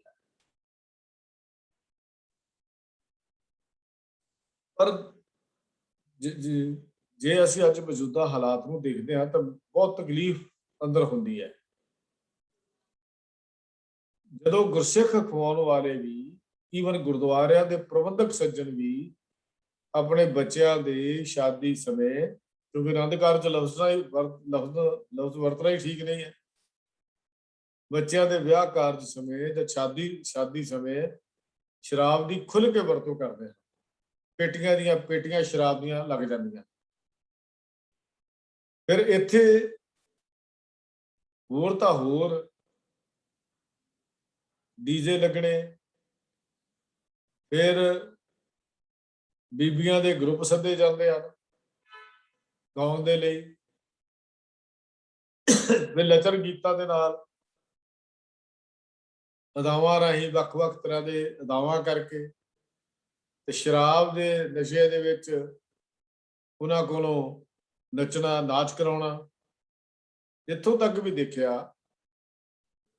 ਮੈਂ ਇੱਕ ਆਰਟੀਕਲ ਪੜ੍ਹਿਆ ਸੀ, ਸਿੱਖਾਂ ਦੇ ਸੜਕਾਂ ਤੇ ਰੁਲਦੀ ਸਿੱਖਾਂ ਦੀ ਇੱਜ਼ਤ, ਭਗਤ ਪੂਰਨ ਸਿੰਘ ਜੀ ਦਾ ਇਹ ਲਿਖਿਆ ਹੋਇਆ ਆਰਟੀਕਲ ਸੀ। ਉਹਨਾਂ ਨੇ ਕਾਨਪੁਰ ਦੇ ਸ਼ਾਇਦ ਕੋਈ ਫੈਮਿਲੀ ਸੀ ਜਿਹਦਾ ਜ਼ਿਕਰ ਕੀਤਾ ਵੀ ਕਿਵੇਂ ਸੜਕਾਂ ਦੇ ਸਿੱਖਾਂ ਦੀ ਇੱਜ਼ਤ ਜਿਹੜੀ ਆ ਰੋਲੀ ਜਾ ਰਹੀ। ਉਹਨਾਂ ਨੇ ਪੂਰਾ ਘਟਨਾ ਦਾ ਜ਼ਿਕਰ ਕੀਤਾ ਵੀ ਜਾ ਰਹੇ ਸੀ ਨੱਚਦੇ ਟੱਪਦੇ ਸ਼ਰਾਬੀ ਹੋਏ, ਅੱਗੋਂ ਪੁਲਿਸ ਨੇ ਰੋਕ ਲਿਆ, ਥਾਣੇ ਦੇ ਤੇ ਸਾਰੇ ਦਿਨ ਬੀਬੀਆਂ ਵੀ ਥਾਣੇ 'ਚ ਰੱਖੀਆਂ, ਬੇਪਤੀ ਕੀਤੀ ਗਈ। तो इस तरह ਦਾ ਉਹਨਾਂ ਦੇ ਆਰਟੀਕਲ ਲਿਖਿਆ ਸੀ, ਸੜਕਾਂ ਤੇ ਰੁਲਦੀ ਸਿੱਖਾਂ ਦੀ ਇੱਜ਼ਤ। ਬਹੁਤ ਪੁਰਾਣਾ, ਤਕਰੀਬਨ 35 ਸਾਲ ਦੀ ਗੱਲ ਹੈ ਜਦੋਂ ਮੈਂ ਆਰਟੀਕਲ ਪੜ੍ਹਿਆ ਸੀ। ਉਸ ਤੋਂ ਬਾਅਦ ਅਸੀਂ ਸ਼ਾਇਦ ਸਿੱਖ ਫੁਲਾੜੀ ਵਿੱਚ ਵੀ ਕਿਤੇ ਨਾ ਕਿਤੇ ਆਰਟੀਕਲ ਛਾਪਿਆ ਸੀ, ਜੋ ਮੇਰੀ ਯਾਦ ਮੈਨੂੰ ਆ ਰਿਹਾ ਹੈ। ਤੇ ਉਹਦੇ 'ਚ ਵੀ ਉਹਨਾਂ ਨੇ ਇਹੋ ਜ਼ਿਕਰ ਕੀਤਾ। ਹੈਰਾਨੀ ਦੀ ਗੱਲ ਇਹ ਹੈ ਵੀ ਆਪਣੀਆਂ ਹੀ ਲੜਕੀਆਂ ਧੀਆਂ ਦੇ ਨਾਲ ਉਹਨਾਂ ਦਾ ਹੀ ਬਾਪ ਡਾਂਸ ਕਰ ਰਿਹਾ। ਦੱਸੋ ਇਦੋਂ ਘੱਟ ਖਿਲਾਫ ਤੋਂ ਗਿਰੀ ਇਹ ਗੱਲਾਂ ਕੀ ਹੋ ਸਕਦੀਆਂ? ਇੱਕ ਬੱਚੀ ਨੂੰ ਆਪਣਾ ਬਾਪ ਦੇ ਨਾਲ ਹੀ ਡਾਂਸ ਕੀਤਾ ਜਾ ਰਿਹਾ, ਫਿਰ ਲਚਰ ਹਰਕਤਾਂ ਜਿਹੜੀਆਂ ਨੇ ਉੱਥੇ ਹੁੰਦੀਆਂ ਕੀਤੀਆਂ ਜਾਂਦੀਆਂ ਨੇ। ਕਿ ਅਸੀਂ ਆਮ ਹੀ ਇਹ ਦੇਖਦੇ ਹਾਂ ਕਿ ਇਸ ਗੱਲ ਨੂੰ ਦੇਖਦਿਆਂ ਹੋਇਆ 1 ਅਪ੍ਰੈਲ 2006 ਨੂੰ ਸ੍ਰੀ ਅਕਾਲ ਤਖ਼ਤ ਸਾਹਿਬ ਤੋਂ ਇੱਕ ਸੰਦੇਸ਼ ਵੀ ਸੰਗਤਾਂ ਦੇ ਨਾਮ ਤੇ ਜਾਰੀ ਕੀਤਾ ਗਿਆ। ਆਨੰਦ ਕਾਰਜ ਆਦਿਕ ਦੀਆਂ ਰਸਮਾਂ ਵੀ ਗੁਰਮਤ ਅਤੇ ਪੰਥ ਪ੍ਰਵਾਨਿਤ ਰਹਿਤ ਮਰਿਆਦਾ ਅਨੁਸਾਰ ਹੀ ਗੁਰੂ ਘਰਾਂ ਵਿੱਚ ਕੀਤੀਆਂ ਜਾਣ। ਜੋ ਸੰਦੇਸ਼ ਸੀ ਮੈਂ ਉਹ ਆਪ ਜੀ ਨੂੰ ਸੁਣਾ ਰਿਹਾ। ਆਨੰਦ ਕਾਰਜ ਆਦਿਕ ਦੀਆਂ ਰਸਮਾਂ ਵੀ ਗੁਰਮਤ ਅਤੇ ਪੰਥ ਪ੍ਰਵਾਨਿਤ ਰਹਿਤ ਮਰਿਆਦਾ ਅਨੁਸਾਰ ਹੀ ਗੁਰੂ ਘਰਾਂ ਵਿੱਚ ਕੀਤੀਆਂ ਜਾਣ। ਨਾਚ ਗਾਣਾ ਜਾਂ ਸ੍ਰੀ ਗੁਰੂ ਗ੍ਰੰਥ ਸਾਹਿਬ ਦੇ ਸਿਧਾਂਤਾਂ ਦੇ ਉਲਟ ਕਿਸੇ ਵੀ ਕਿਸਮ ਦੀ ਕਾਰਵਾਈ ਕਰਨ ਦੀ ਆਗਿਆ ਨਹੀਂ। ਸਮੂਹ ਸਿੱਖ ਸੰਗਤਾਂ ਇਸ ਦੀ ਸਖਤੀ ਨਾਲ ਪਾਲਣਾ ਕਰਨ। 1 ਅਪ੍ਰੈਲ 2006 ਨੂੰ ਇਹ ਸੰਦੇਸ਼ ਜਿਹੜਾ ਸੀ ਅਕਾਲ ਤਖ਼ਤ ਸਾਹਿਬ ਤੋਂ ਸਿੱਖ ਸੰਗਤਾਂ ਦੇ ਨਾਮ ਜਾਰੀ ਕੀਤਾ ਗਿਆ। ਇਹ ਇੱਕ ਬਹੁਤ ਵੱਡੀ ਅਲਾਮਤ ਹੈ ਜਿਹੜੀ ਸਿੱਖ ਪਰਿਵਾਰਾਂ ਨੂੰ ਅੱਜ ਲੱਗ ਚੁੱਕੀ ਹੈ। ਉਹ ਸਭ ਦੇਖਿਆ ਹੋਵੇਗਾ, ਵਿਆਹਾਂ ਦੇ ਮੌਕੇ ਦੇ ਕਤਲ, ਫਿਰ ਸ਼ਰਾਬ ਦੇ ਨਸ਼ੇ ਵਿੱਚ ਡਾਂਸ ਤੇ ਡਾਂਸਾਂ ਵਿੱਚ ਇੱਕ ਦੂਜੇ ਦੀਆਂ ਬਾਹਾਂ ਫੜਨੀਆਂ, ਤੇ ਉਹ ਕੰਮ ਹੋਣੇ ਜਿਹੜੇ ਗੁਰਮਤਿ ਦੇ ਕਸਵੱਟੀ ਤੇ ਪੂਰੇ ਨਹੀਂ ਉਤਰਦੇ। ਇਸੇ ਵਾਸਤੇ ਹੀ ਸਿੱਖ ਰਹਿਤ ਮਰਿਆਦਾ ਦੇ ਵਿੱਚ ਇਹਦਾ ਜ਼ਿਕਰ ਕਰ ਦਿੱਤਾ ਗਿਆ, ਵੇਸਵਾ ਦਾ ਨਾਚ, ਸ਼ਰਾਬ ਆਦਿਕ ਮਨਮਤ ਹੈ, ਇਹਨਾਂ ਦੀ ਵਰਤੋਂ ਨਹੀਂ ਹੋਣੀ ਚਾਹੀਦੀ। ਪਰ ਫਿਰ ਉਹੀ ਬੇਨਤੀ ਕਰਨਾ ਚਾਹੁੰਦਾ, ਇਸ ਮੱਧ ਦੇ ਉੱਤੇ ਸਿੱਖਾਂ ਨੇ ਅਮਲ ਨਾ ਮਾਤਰ ਹੀ ਕੀਤਾ ਹੈ। ਕਿਉਂ ਕਹਿ ਲਈਏ, ਬਿਲਕੁਲ ਤਾਂ ਮੈਂ ਨਹੀਂ ਕਹਿ ਸਕਦਾ, ਬਹੁਤ ਸਾਰੇ ਪਰਿਵਾਰ ਹਨ ਜਿਹੜੇ ਇਸ ਬਿਮਾਰੀ ਤੋਂ ਬਚੇ ਹੋਏ ਹਨ, ਪਰ ਬਹੁਤ ਸਾਰੇ ਜ਼ਿਆਦਾ ਗਿਣਤੀ ਦੇ ਉਹੀ ਲੋਕ ਨੇ ਜਿਹੜੇ ਇਸ ਬੁਰਾਈ ਦੇ ਵਿੱਚ ਅੱਜ ਆਪਣੇ ਆਪ ਨੂੰ ਪਾ ਚੁੱਕੇ ਹਨ। ਪੂਰੀ ਜਿਹੜੀ ਇਹ ਮੱਧ ਹੈ, ਗੱਗੇ ਸਰੀਖ ਹੇਠ ਸਿਹਰਾ, ਮੁਕਟ ਜਾਂ ਗਾਨਾ ਬੰਨਣਾ, पितर पूजने, कच्ची लस्सी च पैर पाने, बेरी या जंडी वड्ढनी, घड़ोली भरनी, रुस के जाना, छंद पढ़ने, हवन करना, बेदी गड्ढनी, बेसवा दा नाच, शराब आदि मनमत है। ये चीज़ां भी सानू बिल्कुल अपने याद ही रखनियां पैणगियां। कम से कम असी गुरसिख अपने आप नू मनण वाले जां कहाउण वाले इन्हां सिद्धांतां ते पैरा जरूर दईए, तद कि असी लोकां लई भी कोई रोल मॉडल बन सकीए। जितने थोड़े आदमी लड़की वाला मंगावे, उतने नाल लैके लड़का सोहरे घर जावे। दोही पासी गुरबाणी के शब्द गाए जान ते फतेह गिजाई जाए। हुण जाजे देखो बड़ी स्पष्ट जी गल है कि आनंद कारज एक धार्मिक मर्यादा है, ये केवल रस्म नहीं है। इहदी मर्यादा नूं पूरा करके असीं सतगुरु दीआं असीसां ते खुशियां प्राप्त करनियां हैं। मर्यादा नूं मर्यादा विच रह के पूरा करना, मर्यादा की पालना करनी जरूरी है। ते जे असी गुरबाणी नूं भी पढ़ते हैं इस गल नूं, उहदे विच भी शब्द दे जिहड़े आउंदे हन, इहदे बारे च जिक्र भी आउंदा है गुरबाणी दे विच। पर जिहड़ी पहली शर्त है, जितने थोड़े आदमी लड़की वाला मंगावे, घट तो घट गिनती रखनी चाहिए है दोहां पासियां वालों, ताकि ढुकवीं मर्यादा का निभाया जा सके, ढुकवें तरीके नाल संभाल भी की जा सके, सेवा पाड़ी भी किया जा सके। ज्यादा वड्डियां बरातां लैके जानियां जो लड़की वालियां लई बोझ बनदियां हो, वो फिर भविख की रिश्तेदारी लई कौड़ियां ही साबित होंदियां आने वाले समय लई। चंगा यह है कि जितने आदमी थोड़े आदमी लड़की वाला मंगावे, उतने ही नाल लैके लड़का सोहरे घर जावे। पर इत्थे तां कलेश खड़ा हो जाता है, लड़की वाला बेचारा तरले भी करता रहे, नहीं जी मैं 100 तो वध नहीं कर सकता जां 50 तो वध नहीं कर सकता, नहीं जी साडी तां 700 तो घट बरात ही नहीं आनी, साडी तां रिश्तेदार बड़ी लंबी है, जे उधर सानू घट दे दिओ, दाज घट दे दिओ, बरात इन्नी क आएगी, दाज भी नाल मंग लिया। एक स्कीमां देखो किनियां चलियां जांदियां ने, भी दाज नाल ही कहता भी घट दे दिओ, ये नहीं भी असीं लैणा नहीं, भी तुसीं घट कर लईओ, पर बरात दी जिहड़ी है वो नहीं असीं घट कर सकदे, असीं किसे नूं नाराज नहीं कर सकदे। दसो भला भी असीं लड़ाई लड़न चले आ, फौजां लैके जाणियां, कोई युद्ध जिੱਤਣ ਚੱਲੇ ਆ, ਚੱਲੇ ਅਸੀਂ ਆਨੰਦ ਕਾਰਜ ਲਈ, ਆਨੰਦ ਲੈਣ ਲਈ ਆ, ਤੇ ਜੇ ਤਾਂ ਅਸੀਂ ਇਵੇਂ ਕਰਦੇ ਆ ਵੀ ਜਿਵੇਂ ਕੋਈ ਫੌਜ ਵੱਡੀ ਸਾਰੀ ਲੈ ਕੇ ਜਾਣੀ ਹੋਵੇ, 600 ਜੀ, 700 ਜੀ, 1000 ਜੀ, ਕਈ ਵਾਰ ਤਾਂ 2-2 ਹਜ਼ਾਰ ਦੇ ਇਕੱਠ ਵੀ ਦੇਖਣ ਨੂੰ ਮਿਲਦੇ ਨੇ। ਇਉਂ ਲੱਗਦਾ ਵੀ ਆਨੰਦ ਕਾਰਜ ਨਹੀਂ ਕੋਈ ਮੇਲਾ ਹੀ ਲੱਗਾ ਹੋਇਆ। इस वास्ते जितने थोड़े आदमी लड़की वाला मंगावे, उतने ही नाल लैके लड़का सोहरे घर जावे। दोही पासी गुरबाणी दे शब्द गाए जान अते फतेह गिजाई जावे। हुण देखो इत्थे किते जिक्र आया भी मिलनी की जाए, जफियां पाइया जान, किते है जिक्र इत्थे 20-20 मिलनियां सड़कों ते खड़े होके ਜਿਹੜੀਆਂ ਦੇ दूर की रिश्तेदारी कई बार तो किराए ते फड़ के भी मिलनियां कराइयां जांदियां, भी किराए एक दा बंदा नहीं लभो किराए ते ले लो, उधारे फड़ के मिलनियां कराइयां जांदियां।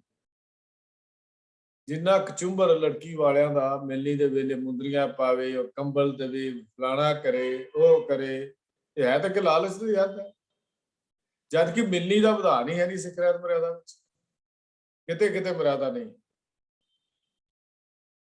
जितने थोड़े आदमी लड़की वाला मंगावे, उतने नाल लैके लड़का सोहरे घर जावे। दोहे पासे गुरबाणी के शब्द गाए जान, किते है शब्द गायन तो बाद की कीता, फतेह बजाई जावे, बस वाहिगुरू जी का खालसा वाहिगुरू जी की फतेह। हुण इत्थे कोई मर्यादा नहीं है भी असीं जाके ਮਿਲਣੀ ਦੀ ਗੱਲਬਾਤ ਕਰੀਏ, ਮਿਲਣੀਆਂ ਪਾਓ, ਪਹਿਲਾਂ ਮਾਂ ਦੀ, ਪਿਓ ਦੀ, ਭੈਣਾਂ ਦੀ, ਰਿਸ਼ਤੇਦਾਰ ਦੀ, ਜੀਜਿਆਂ ਦੀ, ਫੁੱਫੜਾਂ ਦੀ, ਮਾਸੜਾਂ ਦੀ। ਮੈਂ ਪਹਿਲੇ ਮਿਹਨਤੀ ਕੀਤੀ, ਪਤਾ ਨਹੀਂ ਕਿੰਨੇ ਕਿਰਾਏ ਦੇ ਉੱਤੇ ਹੋਰ ਰਿਸ਼ਤੇਦਾਰ ਸੰਬੰਧੀ ਇਕੱਠੇ ਕੀਤੇ ਜਾਂਦੇ ਨੇ। ਮਸਲਾ ਲੜਕੀ ਵਾਲੇ ਦਾ ਕਚੂੰਬਰ ਕੱਢਣ ਲਈ ਉਹ ਕੰਬਲ ਵੀ ਸਾਰਿਆਂ ਨੂੰ ਦੇਵੇ, ਉਹ ਦਸਤਾਰਾਂ ਵੀ ਦੇਵੇ, ਪਤਾ ਨਹੀਂ ਕਿੰਨੇ ਕਿੰਨੇ ਆ ਸੋਨੇ ਦੀਆਂ ਚੀਜ਼ਾਂ ਵੀ ਪਾਵੇ, ਫਲਾਣੀ ਚੀਜ਼ ਵੀ ਕਰੇ, ਔਰ ਮੰਗ ਮੰਗ ਕੇ ਮਿਲਣੀਆਂ ਕਰਾਈਆਂ ਜਾਂਦੀਆਂ, ਕਹਿ ਕੇ ਮਿਲਣੀ ਕਰਾਈ ਜਾਂਦੀ। ਮਿਲਣੀ ਹੈ ਹੀ ਜੇ ਮਰਿਆਦਾ ਦਾ ਹਿੱਸਾ ਹੀ ਨਹੀਂ ਹੈ, ਸਾਡੇ ਸੰਸਕਾਰ ਦਾ ਹਿੱਸਾ ਨਹੀਂ ਹੈ, ਤੇ ਫਿਰ ਮਿਲਣੀ ਕਿਉਂ, ਜੋ ਸਾਡੇ ਸੰਸਕਾਰ ਦਾ ਹਿੱਸਾ ਨਹੀਂ ਹੈ। ਆਨੰਦ ਸੰਸਕਾਰ ਵਿੱਚ ਨਾ ਕੁੜਮਾਈ ਦੀ ਦਾ ਕੋਈ ਵਿਧਾਨ ਰੱਖਿਆ ਗਿਆ, ਨਾ ਹੀ ਮਿਲਣੀ ਦਾ ਕੋਈ ਵਿਧਾਨ ਰੱਖਿਆ ਗਿਆ। ਕੁੜਮਾਈ ਤਾਂ ਜੇ ਕਰਨੀ ਹੋਵੇ ਤਾਂ ਉਨੀ ਕਿ ਲਿਮਟਡ ਜਿਹੀ ਹੈ, ਮਿਲਣੀ ਦਾ ਤਾਂ ਜ਼ਿਕਰ ਹੀ ਹੈ ਨਹੀਂ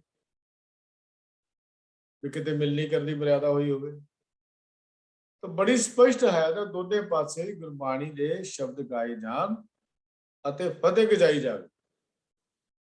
ਹੁਣ ਇਸ ਤੋਂ ਇਲਾਵਾ ਹੋਰ ਕੁਝ ਵੀ ਨਹੀਂ ਹੈ, ਨਾ ਹੀ ਹੋਰ ਕੋਈ ਮੱਦ ਇੱਥੇ ਚੱਲਦੀ ਹੈ। ਹੁਣ ਅੱਗੇ ਵਿਆਹ ਵੇਲੇ ਸ੍ਰੀ ਗੁਰੂ ਗ੍ਰੰਥ ਸਾਹਿਬ ਦੇ ਹਜ਼ੂਰ ਦੀਵਾਨ ਲੱਗੇ। ਇਹ ਤਾਂ ਮਤਲਬ ਸਪਸ਼ਟ ਹੋ ਗਈ ਕਿ ਗੁਰੂ ਗ੍ਰੰਥ ਸਾਹਿਬ ਦੀ ਹਜ਼ੂਰੀ ਤੋਂ ਬਿਨਾਂ ਆਨੰਦ ਕਾਰਜ ਨਹੀਂ ਹੋ ਸਕਦਾ। ਸੰਗਤ ਜਾਂ ਰਾਗੀ ਕੀਰਤਨ ਕਰਨ, ਕੋਈ ਵੀ ਕਰ ਸਕਦਾ ਹੈ। ਫਿਰ ਲੜਕੀ ਤੇ ਲੜਕਾ ਸ੍ਰੀ ਗੁਰੂ ਗ੍ਰੰਥ ਸਾਹਿਬ ਦੇ ਹਜ਼ੂਰ ਬਿਠਾਏ ਜਾਣ। ਲੜਕੀ ਲੜਕੇ ਦੇ ਖੱਬੇ ਪਾਸੇ ਬੈਠੇ। ਇਹ ਵੀ ਹੁਣ ਕੋਈ ਮਰਿਆਦਾ ਕਿਉਂ ਨਹੀਂ ਦਿੱਤੀ, ਉੱਥੇ ਜਾ ਕੇ ਕਿਤੇ ਝਗੜਾ ਹੀ ਨਾ ਖੜਾ ਹੋਵੇ, ਮੈਂ ਖੱਬੇ ਪਾਸੇ ਬਹਿਣਾ ਤੇ ਮੈਂ ਸੱਜੇ ਪਾਸੇ ਬਹਿਣਾ। ਲੜਕੀ ਕਹੇ ਨਹੀਂ ਜੀ ਮੈਂ ਤਾਂ ਇੱਧਰ ਹੀ ਬਹਿਣਾ, ਤੇ ਲੜਕਾ ਕਹੇ ਮੈਂ ਤਾਂ ਇੱਧਰ ਹੀ ਬਹਿਣਾ। ਇਹਦੇ ਨਾਲ ਕੋਈ ਵੱਡੇ ਜਾਂ ਨੀਵੇਂ ਆਮ ਤੌਰ ਤੇ ਕਹਿੰਦੇ ਖੱਬਾ ਹੱਥ ਕਮਜ਼ੋਰ ਹੁੰਦਾ, ਇਸ ਕਰਕੇ ਲੜਕੀ ਨੂੰ ਖੱਬੇ ਹੱਥ ਬਿਠਾ ਦਿੱਤਾ ਜਾਂਦਾ। ਨਾ ਇੱਥੇ ਬਹਾਦਰੀ ਦੀ ਗੱਲ ਹੈ, ਨਾ ਇੱਥੇ ਕਮਜ਼ੋਰੀ ਦੀ ਕੋਈ ਗੱਲ ਹੈ, ਨਾ ਇੱਥੇ ਕੋਈ ਬਹਾਦਰੀ, ਕੋਈ ਯੁੱਧ ਚੱਲੇ ਨਹੀਂ, ਅਸੀਂ ਕੋਈ ਯੁੱਧ ਲੜਨ ਨਹੀਂ ਚੱਲੇ ਵੀ ਲੜਕੀਆਂ ਕਮਜ਼ੋਰ ਸਰੀਰ ਕਰਕੇ ਕਮਜ਼ੋਰ ਹੁੰਦੀਆਂ, ਨੂੰ ਖੱਬੇ ਹੱਥ ਲਾਓ ਜੀ ਹੱਥ ਕਮਜ਼ੋਰ ਹੁੰਦਾ, ਬਿਲਕੁਲ ਨਹੀਂ। ਇੱਕ ਪਰੰਪਰਾ ਬਣਾ ਦਿੱਤੀ, ਜਿਵੇਂ ਗੁਰੂ ਗ੍ਰੰਥ ਸਾਹਿਬ ਜੀ ਨੂੰ ਜਦੋਂ ਅਸੀਂ ਚੈਪਟਰ ਪੜ੍ਹਿਆ ਸੀ ਵੀ ਸੱਜੇ ਹੱਥ ਰੱਖ ਕੇ ਪਰਿਕਰਮਾ ਕੀਤੀ ਜਾਏ, ਗੁਰੂ ਗ੍ਰੰਥ ਸਾਹਿਬ ਜੀ ਨੂੰ ਸੱਜੇ ਹੱਥ ਰੱਖ ਕੇ ਪਰਿਕਰਮਾ ਕੀਤੀ ਜਾਏ। ਕਾਰਨ ਇੱਕੋ ਹੀ ਸੀ ਵੀ ਕੋਈ ਉਧਰੋਂ ਆ ਜਾਏ, ਕੋਈ ਉਧਰੋਂ ਆ ਜਾਏ, ਉਹ ਟੱਕਰਾ ਮਾਰੀ ਜਾਣ ਆਪੋ ਵਿੱਚ, ਸੰਗਤ ਦਾ ਧਿਆਨ ਉਧਰ ਚਲਾ ਜਾਏ, ਗੁਰੂ ਗ੍ਰੰਥ ਸਾਹਿਬ ਜੀ ਦਾ ਸਤਿਕਾਰ ਵੀ ਨਾ ਰਹਿ ਸਕੇ। ਕਾਰਨ ਇਹ ਸੀ, ਜਾਂ ਖੱਬੇ ਜਾਂ ਜੋ ਖੱਬੇ ਪਾਸੇ ਵਿਧਾਨ ਬਣ ਜਾਂਦਾ ਵੀ ਗੁਰੂ ਗ੍ਰੰਥ ਸਾਹਿਬ ਜੀ ਖੱਬੇ ਪਾਸੇ ਰੱਖ ਕੇ ਪਰਿਕਰਮਾ ਕੀਤੀ ਜਾਏ, ਤਾਂ ਵੀ ਕੋਈ ਫਰਕ ਨਹੀਂ ਸੀ ਪੈਣਾ। ਇੱਕ ਵਿਧਾਨ ਬਣ ਗਿਆ ਵੀ ਇੱਕ ਮਰਿਆਦਾ ਬਣਾਤੀ ਵੀ ਇਹਦੇ ਵਿੱਚ ਕੋਈ ਹੋਰ ਡਿਸਟਰਬੈਂਸ ਨਾ ਹੋਵੇ, ਇਹਦੇ ਵਿੱਚ ਕੋਈ ਹੋਰ ਪ੍ਰੋਬਲਮ ਖੜੀ ਨਾ ਹੋਵੇ, ਆਪੋ ਵਿੱਚ ਟਕਰਾਅ ਨਾ ਹੋਵੇ। ਕਿਤੇ ਮੌਕੇ ਤੇ ਆ ਕੇ ਲੜਕੀ ਦੇ ਸੰਬੰਧੀ ਕਹਿੰਦੀ ਅਸੀਂ ਤਾਂ ਸੱਜੇ ਹੱਥ ਹੀ ਬਿਠਾਉਣੀ ਹੈ, ਤੇ ਦੂਜੇ ਕਹਿੰਦੇ ਅਸੀਂ ਤਾਂ ਖੱਬੇ ਹੱਥ ਬਿਠਾਉਣੀ ਹੈ, ਆਪੋ ਵਿੱਚ ਡਾਂਗ ਸੋਟਾ ਹੀ ਖੜਕ ਜਾਏ ਉੱਥੇ ਹੀ। ਇੱਕ ਪਰੰਪਰਾ ਬਣਾ ਦਿੱਤੀ ਹੈ, ਜਿਵੇਂ ਖੱਬੇ ਹੱਥ ਚੱਲਣ ਦਾ ਵਿਧਾਨ ਬਣਾ ਦਿੱਤਾ ਵੀ ਖੱਬੇ ਹੱਥ ਚੱਲਣਾ। ਦੂਜੇ ਦੇਸ਼ ਵਿੱਚ ਕਈ ਦੇਸ਼ਾਂ ਸੱਜੇ ਹੱਥ ਚੱਲਣ ਦਾ ਵਿਧਾਨ ਹੈ। ਆਪੋ ਆਪਣੀ ਮਰਿਆਦਾ ਹਨ ਸਾਰਿਆਂ ਦੀ, ਪਰ ਸਿੱਖ ਰਹਿਤ ਮਰਿਆਦਾ ਅਨੁਸਾਰ ਲੜਕੀ ਨੂੰ ਲੜਕੇ ਦੇ ਖੱਬੇ ਹੱਥ ਬੈਠਣ ਦਾ ਹੀ ਵਿਧਾਨ ਨਿਸ਼ਚਿਤ ਕੀਤਾ ਗਿਆ ਹੈ। ਵਿਆਹ ਵੇਲੇ ਸ੍ਰੀ ਗੁਰੂ ਗ੍ਰੰਥ ਸਾਹਿਬ ਦੇ ਹਜ਼ੂਰ ਦੀਵਾਨ ਲੱਗੇ, ਸੰਗਤ ਜਾਂ ਰਾਗੀ ਕੀਰਤਨ ਕਰਨ, ਫਿਰ ਲੜਕੀ ਤੇ ਲੜਕਾ ਸ੍ਰੀ ਗੁਰੂ ਗ੍ਰੰਥ ਸਾਹਿਬ ਦੇ ਹਜ਼ੂਰ ਬਿਠਾਏ ਜਾਣ। ਲੜਕੀ ਲੜਕੇ ਦੇ ਖੱਬੇ ਪਾਸੇ ਬੈਠੇ। ਸੰਗਤ ਦੀ ਆਗਿਆ ਲੈ ਕੇ ਆਨੰਦ ਪੜਾਉਣ ਵਾਲਾ ਸਿੱਖ ਮਰਦ ਜਾਂ ਇਸਤਰੀ ਲੜਕੀ ਲੜਕੇ ਤੇ ਉਹਨਾਂ ਦੇ ਮਾਪਿਆਂ ਜਾਂ ਸਰਬਰਾਹਾਂ ਨੂੰ ਖੜਾ ਕਰਕੇ ਆਨੰਦ ਦੇ ਰੱਬ ਦਾ ਅਰਦਾਸਾ ਸੋਧੇ। ਫਿਰ ਉਹ ਲੜਕੇ ਲੜਕੀ ਨੂੰ ਗੁਰਮਤਿ ਅਨੁਸਾਰ ਗ੍ਰਸਥ ਧਰਮ ਦੇ ਫਰਜ਼ਾਂ ਦਾ ਉਪਦੇਸ਼ ਕਰੇ।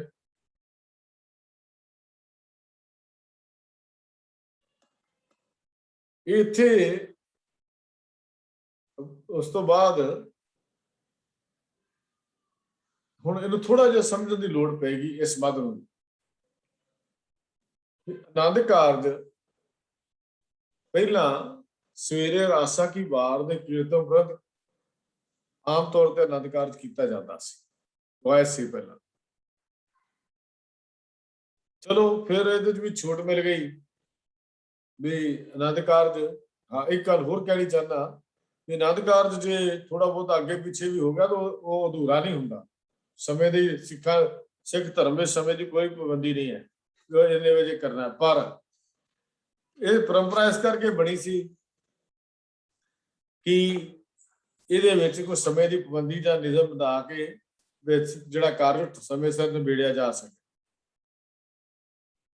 ਤੋ ਇੱਥੇ ਹੁਣ ਕੋਈ ਆਪਾਂ ਦੇਖਦੇ ਆ ਵੀ ਇਹ ਮੱਧ ਵੈਸੇ ਤਾਂ ਕੋਈ ਲੰਬੀ ਚੌੜੀ ਵਿਚਾਰ ਮੰਗਦੀ ਨਹੀਂ, ਸਾਰੀ ਸਮਝਣ ਵਾਲੀ ਚੀਜ਼ ਆ, ਸਾਨੂੰ ਸਮਝ ਆਉਂਦੀ ਹੈ। ਆਨੰਦ ਕਾਰਜ ਦੀ ਮਰਿਆਦਾ ਗੁਰੂ ਗ੍ਰੰਥ ਸਾਹਿਬ ਦੀ ਹਾਜ਼ਰੀ ਤੇ ਹਜ਼ੂਰੀ ਵਿੱਚ ਦੀਵਾਨ ਵਿੱਚ ਕਰਨ ਦਾ ਹੁਕਮ ਸਾਨੂੰ ਦਿੱਤਾ ਗਿਆ ਹੈ। ਦੀਵਾਨ ਸੰਗਤੀ ਹੁੰਦਾ ਹੈ, ਨਿੱਜੀ ਸਮਾਗਮ ਨਹੀਂ ਹੁੰਦਾ। ਦੀਵਾਨ ਜਿਹੜਾ ਸੰਗਤੀ ਹੁੰਦਾ ਹੈ, ਨਿੱਜੀ ਸਮਾਗਮ ਨਹੀਂ ਹੁੰਦਾ। ਗੁਰਦੁਆਰੇ ਹਮਰਾ ਵਿਆਜ ਹੋਆ ਜਾਂ ਸ਼ੋਭ ਮਿਲਿਆ ਤਾਂ ਜਾਣੇ, ਅਸੀਂ ਇਹ ਪੰਕਤੀ ਵੀ ਪੜ੍ਹਦੇ ਹਾਂ। 16 ਮਾਰਚ 1998 ਨੂੰ ਸ਼੍ਰੀ ਅਕਾਲ ਤਖਤ ਸਾਹਿਬ ਵਿਖੇ ਪੰਜ ਸਿੰਘ ਸਾਹਿਬਾਨ ਦੀ ਇਕੱਤਰਤਾ ਉਪਰੰਤ ਹੁਕਮਨਾਮਾ ਜਾਰੀ ਕੀਤਾ ਗਿਆ ਕਿ ਗੁਰੂ ਗ੍ਰੰਥ ਸਾਹਿਬ ਜੀ ਦੇ ਅਦਬ ਸਤਿਕਾਰ ਨੂੰ ਮੁੱਖ ਰੱਖਦੇ ਹੋਏ ਕਿਸੇ ਵੀ ਮੈਰਿਜ ਪੈਲੇਸ ਹੋਟਲ ਵਿੱਚ ਸਿੱਖ ਸੰਗਤਾਂ ਆਨੰਦ ਕਾਰਜ ਦੀ ਰਸਮ ਨਾ ਕਰਵਾਉਣ ਤੇ ਖਾਸ ਕਰਕੇ ਗ੍ਰੰਥੀ ਸਿੰਘ, ਰਾਗੀ ਸਿੰਘ ਅਤੇ ਸਾਰੇ ਪ੍ਰਬੰਧਕ ਨੂੰ ਪੰਜ ਸਿੰਘ ਸਾਹਿਬਾਨ ਵੱਲੋਂ ਸਖਤ ਹਦਾਇਤ ਕੀਤੀ ਜਾਂਦੀ ਹੈ ਕਿ ਉਹ ਕਿਸੇ ਵੀ ਐਸੀ ਰਸਮ ਵਿੱਚ ਹਿੱਸਾ ਨਾ ਲੈਣ ਜੋ ਮੈਰਿਜ ਪੈਲੇਸ ਤੇ ਹੋਟਲਾਂ ਵਿੱਚ ਹੋ ਰਹੀ ਹੋਵੇ। ਇਹ 16 ਮਾਰਚ 1998 ਨੂੰ ਹੁਕਮਨਾਮਾ ਜਾਰੀ ਕੀਤਾ ਗਿਆ। ਫਿਰ 30 ਮਾਰਚ 1998 ਨੂੰ ਇਸ ਹੁਕਮਨਾਮੇ ਦਾ ਹਵਾਲਾ ਦੇ ਕੇ ਸ਼੍ਰੋਮਣੀ ਗੁਰਦੁਆਰਾ ਪ੍ਰਬੰਧਕ ਕਮੇਟੀ ਨੇ ਗੁਰਦੁਆਰਾ ਸਾਹਿਬਾਨ ਦੇ ਸਾਰੇ ਮੈਂਬਰ ਸਾਹਿਬਾਨ ਨੂੰ ਹਦਾਇਤ ਕੀਤੀ ਕਿ ਉਹ ਹੋਟਲਾਂ ਦੇ ਮੈਰਿਜ ਪੈਲਸਾਂ ਵਿੱਚ ਆਨੰਦ ਕਾਰਜ ਆਦਿ ਸਮੇਂ ਕਿਸੇ ਵੀ ਗ੍ਰੰਥੀ ਸਿੰਘ ਤੇ ਰਾਗੀ ਜਥੇ ਦੀ ਡਿਊਟੀ ਅੱਗੇ ਤੋਂ ਨਾ ਲਗਾਈ ਜਾਵੇ। ਇਹ 30 ਮਾਰਚ 1998 ਨੂੰ, ਕਿਉਂਕਿ 16 ਮਾਰਚ 1998 ਨੂੰ ਹੁਕਮਨਾਮਾ ਅਕਾਲ ਤਖਤ ਤੋਂ ਜਾਰੀ ਹੋਇਆ, ਤਾਂ 30 ਮਾਰਚ 1998 ਨੂੰ 1998 ਦੇ ਵਿੱਚ ਇਹ ਜਿਹੜਾ ਸੀ ਇਹ ਸ਼੍ਰੋਮਣੀ ਗੁਰਦੁਆਰਾ ਪ੍ਰਬੰਧਕ ਕਮੇਟੀ ਵੱਲੋਂ ਆਪਣੇ ਅਧੀਨ ਚੱਲ ਰਹੇ ਸਾਰੇ ਹੀ ਗੁਰਦੁਆਰਾ ਸਾਹਿਬ ਦੇ ਪ੍ਰਬੰਧਕ ਮੈਨੇਜਰਸ ਨੂੰ ਹਦਾਇਤ ਕੀਤੀ ਗਈ ਪੱਤਰ ਭੇਜ ਕੇ ਵੀ ਉਹ ਕਿਸੇ ਵੀ ਮੈਰਿਜ ਪੈਲੇਸ ਜਾਂ ਹੋਟਲਾਂ ਵਿੱਚ ਆਪਣਾ ਗ੍ਰੰਥੀ ਸਿੰਘ ਜਾਂ ਰਾਗੀ ਸਿੰਘ ਦੀ ਡਿਊਟੀ ਨਾ ਲਾਓ, ਨਾ ਹੀ ਉਹਨਾਂ ਨੂੰ ਭੇਜਿਆ ਜਾਏ। ਇੱਥੇ ਬੜੀ ਸਪਸ਼ਟ ਜੀ ਗੱਲ ਹੈ ਵੀ ਗੁਰੂ ਗ੍ਰੰਥ ਸਾਹਿਬ ਦੀ ਹਜ਼ੂਰੀ ਤੋਂ ਬਿਨਾਂ ਆਨੰਦ ਕਾਰਜ ਨਹੀਂ ਹੋ ਸਕਦਾ। ਫਿਰ ਅਗਲੀ ਗੱਲ ਹੈ ਬੱਚੇ ਦੇ ਬੱਚੀ ਨੂੰ ਸਤਿਗੁਰੂ ਜੀ ਦੇ ਸਨਮੁਖ ਬਿਠਾਇਆ ਜਾਵੇ। ਬਿਠਾਉਂਦੇ ਹੀ ਆਮ ਰਵਾਇਤ ਹੈ ਹੀ ਹੈ, ਉਹ ਤਾਂ ਪਹਿਲੇ ਹੀ ਤਿਆਰ ਹੁੰਦੇ ਬੈਠੇ ਆ ਕੇ ਸਜੇ ਹੁੰਦੇ ਨੇ, ਇਹ ਸੰਗਤ ਭਾਵੇਂ ਨਾ ਹੀ ਆਵੇ ਤੇ ਇਹਦੇ ਚ ਕੋਈ ਬਹੁਤੀ ਵਿਆਖਿਆ ਦੀ ਲੋੜ ਨਹੀਂ ਹੈ।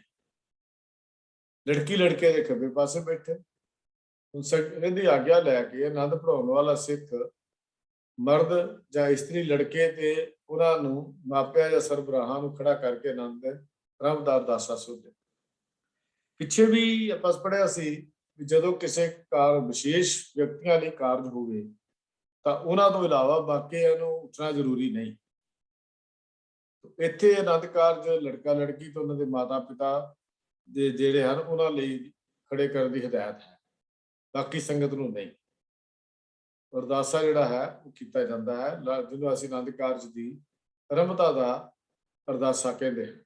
ਆਰੰਭਤਾ ਦਾ ਅਰਦਾਸ ਹੈ ਉਸਨੂੰ ਕਿਹਾ ਜਾਂਦਾ ਹੈ। ਫਿਰ ਉਸ ਤੋਂ ਬਾਅਦ ਸੰਗਤ ਦੀ ਆਗਿਆ ਲੈ ਕੇ ਆਨੰਦ ਪੜਾਉਣ ਵਾਲਾ ਮਰਦ ਜਾਂ ਇਸਤਰੀ ਲੜਕੇ ਲੜਕੀ ਉਹਨਾਂ ਦੇ ਮਾਪਿਆਂ ਦੇ ਸਰਬਰਾਹਾਂ ਨੂੰ ਖੜਾ ਕਰਕੇ ਆਨੰਦ ਆਰੰਭ ਦਾ ਅਰਦਾਸ। ਫਿਰ ਉਹ ਲੜਕੇ ਲੜਕੀ ਨੂੰ ਗੁਰਮਤਿ ਅਨੁਸਾਰ ਜਿਸ ਧਰਮ ਦੇ ਫਰਜ਼ਾਂ ਦਾ ਉਪਦੇਸ਼ ਕਰੇ।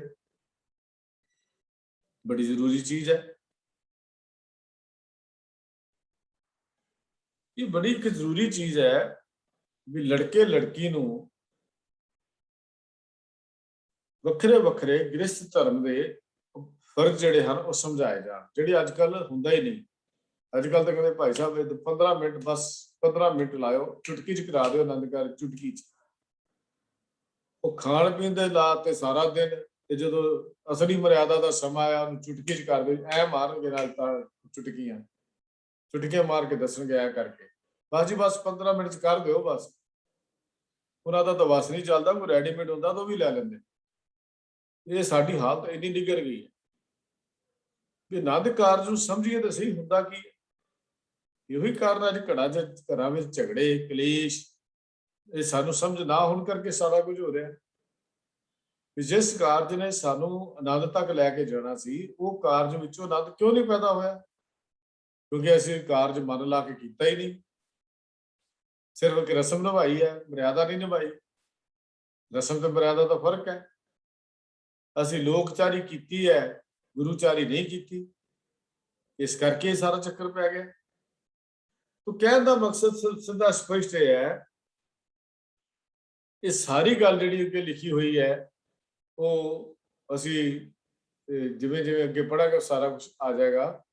इत्थे संखेप जिहड़ी लिखिया होया भी लड़के लड़की नूं गुरमतਿ गृहस्थ धर्म के फर्जां का उपदेश करे, पहले दोवां नूं साझा उपदेश करे, सुही राग दीआं लावां दे भाव अनुसार पति पत्नी के संबंध नूं जीव ते परमात्मा के प्यार के नमूने उत्ते ढालण की विधि दसी। फिर अगे की है जिहड़े साझे उपदेश ने उहदा जिक्र आ गया कि वो साझे उपदेश की हैं। तो पहला दोनों साझा उपदेश करना है, सूई राग के लावां सार पद संबंधां जीव आत्मा के प्यार के नमूने के ढालण की गल करनी।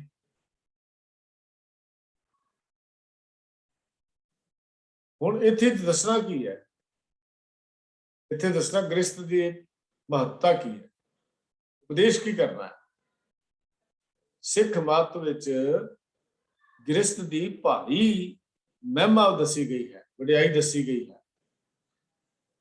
जो गृहस्थी धर्म की किरत करके अपना जीवन निर्वाह करते हुए परोपकार सेवा करते हुए संसार के विहारां नूं चंगी रीति नाल निभाउंदे हुए हर वेले करतार नूं याद रखते हैं, गुरु साहब उन्हां नूं चंगे गुरसिख कहते हैं। वो गुरु साहब दी नज़रां विच प्रवान हैं, उन्हां नूं प्रवान किया गया है। गृहस्थी ही हैं जिथों ब्रह्मचारी बाणप्रस्ती सन्यासी बिरती वाले साधुआं दी पेट पूर्ति हुंदी है, गृहस्थियां दे घरां चों मंगण आउंदे ने। तो इत्थे गुरु साहब जी ने सानूं जिहड़ी गल समझाई है भी एक गिरही सेवक साधका गुरमति लागे, नाम दान इशनान दिड़ हर भगत सो जागे।